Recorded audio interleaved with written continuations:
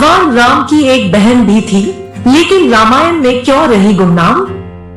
भगवान राम की सबसे बड़ी बहन जिनका नाम शांता था, वो महाराजा दशरथ और कौशल्या की पुत्री थी।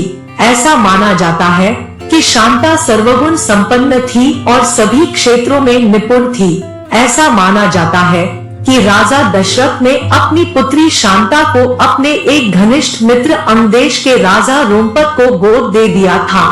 पौराणिक कथाओं में इस बात का जिक्र है कि एक बार राजा रोमपद अपनी पत्नी वर्षिणी के साथ दशरथ और कौशल्या से मिलने आए।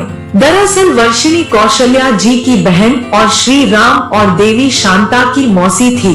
उस समय वर्षिणी ने अपनी बहन से देवी शांता को गोद लेने की इच्छा जताई और कौशल्या ने शांता को अपनी बहन को सौंप दिया। इस प्रकार शांता अंगदेश की राजकुमारी बन गई। ऐसा माना जाता है कि देवी शांता वेद कला और शिल्प कला में निपुण थी। शांता बहुत ही सुंदर थी। एक दिन राजा रोमपद अपनी पुत्री शांता से वार्तालाप में व्यस्त थे और उसी समय एक ब्राह्मण अपनी व्यथा सुनाने राजा के पास पहुंच गया। राजा उस गरीब ब्राह्मण की याचना नहीं सुन पाए और ब्राह्मण रुष्ट होकर उन्हें श्राप देकर चले गए। उस समय इंद्रदेव भी अपने भक्त का यह अपमान सहन न कर पाए और उन्होंने धरती पर सूखा कर दिया। उस समय राजा रोमपद एक ऋषि श्रृंग के पास गए, जिससे उन ऋषि श्रृंग ने सूखे से धरती को मुक्ति दिलाई। शांता और ऋषि श्रृंग का हुआ विवाह। शांता को वेद कला और शिल्प का अनूठा ज्ञान था। वह बहुत सुंदर थी। एक दिन राजा रोमपद शांता के साथ बातचीत में व्यस्त थे, तभी एक ब्राह्मण मॉनसून के दिनों में राजा से खेती में मदद मांगने आया। रोमपद ने ब्राह्मण की याचना पर ध्यान नहीं दिया। अपनी उपेक्षा से नाराज ब्राह्मण वहां से चले गए। वर्षा के देव इंद्रदेव भी अपने भक्त के इस अपमान से नाराज हो गए। इसलिए मॉनसून के मौसम में वहां बहुत कम वर्षा होती थी। सूखा पड़ने से वहां हाहाकार मच गया। इस समस्या से मुक्ति पाने के लिए रोमपद ऋषि श्रृंग के पास गए।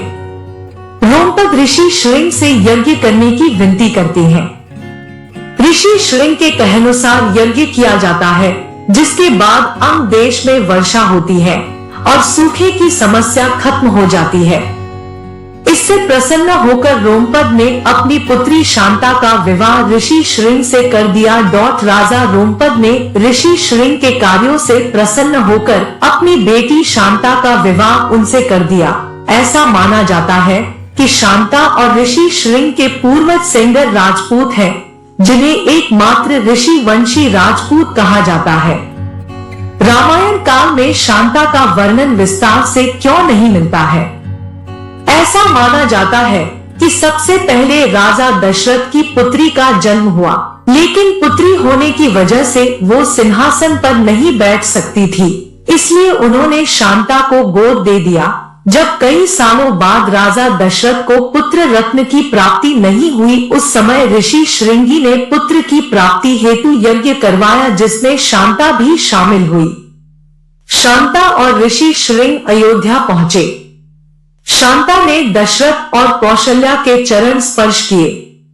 शांता को देखकर राजा दशरथ हैरान थे, क्योंकि वह किसी ऋषि की तरह दिखती थी। शांता ने जहां भी पैर रखा वहां से सूखा गायब हो गया। दशरथ और कौशल्या सोच में पड़ गए कि आखिर यह कौन है। तब शांता ने स्वयं अपनी पहचान प्रकट की। उन्होंने कहा, मैं आपकी पुत्री शांता हूं। दशरथ और कौशल्या को यह जानकर बहुत खुशी हुई कि वह उनकी पुत्री शांता है, जिसे उन्होंने एक ऋषि को गोद दे दिया था। उस यज्ञ के बाद दशरथ को 4 पुत्रों श्री राम, लक्ष्मण, भारत और शत्रुघ्न की प्राप्ति हुई।